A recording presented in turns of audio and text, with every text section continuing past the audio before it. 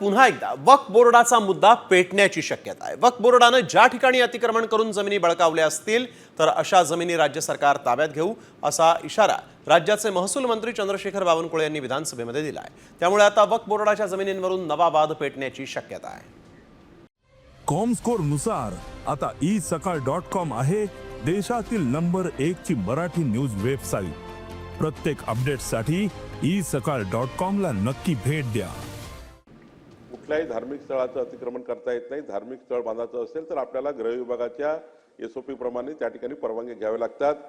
ज्या ज्या अतिक्रमण झाले आहेत त्यांनी परवानग्या घेतल्या नाही गृह विभागाच्या, त्या अतिक्रमण काढण्याकरता सरकारला काहीच अडचण नाही की आपण जी काही यादी आपल्याकडे आहे आणि तुम्ही काही यादी आम्हाला द्याल त्या दोन्ही याद्या मिळून ज्या ज्या स्थानिक प्राधिकरणाशी चर्चा करून त्यांच्याशी बोलून पोलिसांची मदत घेऊन गृह विभागाच्या निर्णयानुसार ते जर नसेल आणि त्यांनी जर परवानग्या घेतल्या नसेल तर ते अतिक्रमण काढून टाकण्याची कारवाई शासन करेल।